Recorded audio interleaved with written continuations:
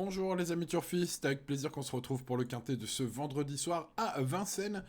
Un quintet plutôt jouable, intéressant, voilà, avec des chevaux bien connus, c'est une course européenne, voilà, ça se passe en Réunion 1, course 4 à 20h15 pour ce Pripitia, qui voilà, voit la présence de quelques chevaux avec des lignes magnifiques ces derniers temps, notamment une XS bleue, le numéro 14, qui est un favori très logique. Alors il n'y aura pas une grosse cote, mais c'est logique, hein, il vient de devancer des chevaux comme Galileo Bello, encore Ibiki Duel, bref, des cracks hein, dans cette catégorie bien sûr.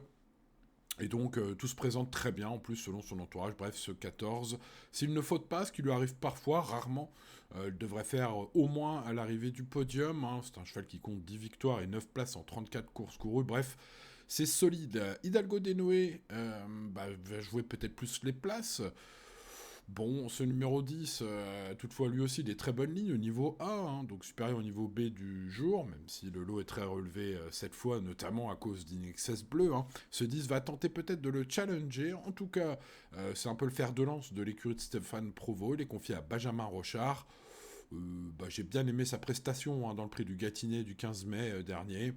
Je pense que son coach, hein, comme j'ai pu le lire sur Equidia, a des raisons d'y croire au moins pour le podium, hein, même s'il craint évidemment In Excess Bleu. Donc 14 et 10, on part déjà sur deux très bons chevaux. Alors, non moins bon, un Cashbank BG sera peut-être un choco aujourd'hui, mais alors par contre, lui, le problème, c'est pas la qualité, hein, c'est la fiabilité.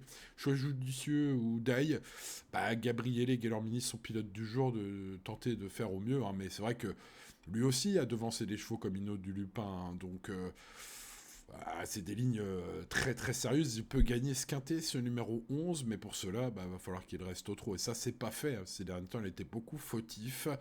Voilà, si la cote vaut le coup, on peut tenter un jeu un peu spéculatif en le mettant premier. On va tenter de racheter Golderpay en tocard du jour. Ce cheval, donc qui porte le numéro 3 ce soir, ne pourra pas avoir un parcours pire que la dernière fois. Il vaut mieux que cela. Hein. Jugé sur sa deuxième place du prix de Château-Renard, disputé en février, un peu plus tôt dans la saison, je pense qu'il peut se racheter, même dans ce lot, c'est un très bel outsider, à mon avis, ce numéro 3.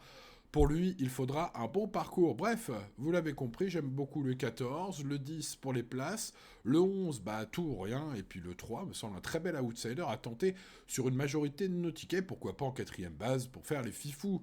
Allez, je vous laisse noter ma sélection complète, les amis turfistes, le temps pour moi de vous demander le petit pouce, qui aide beaucoup au référencement de cette chaîne. Votre soutien est très précieux et très important, merci à ceux qui mettent le petit pouce, pensez à vous abonner à cette chaîne si ce n'est pas encore fait. Voilà, allez, je vous souhaite bonne chance, et restez raisonnable dans vos mises comme tous les jours, les amis turfistes. L'indice de confiance est plutôt normal pour une course de cet acabit. Et je vous dis à très bientôt pour de nouvelles aventures. Allez, bonne chance encore les amis turfistes. Ciao, ciao.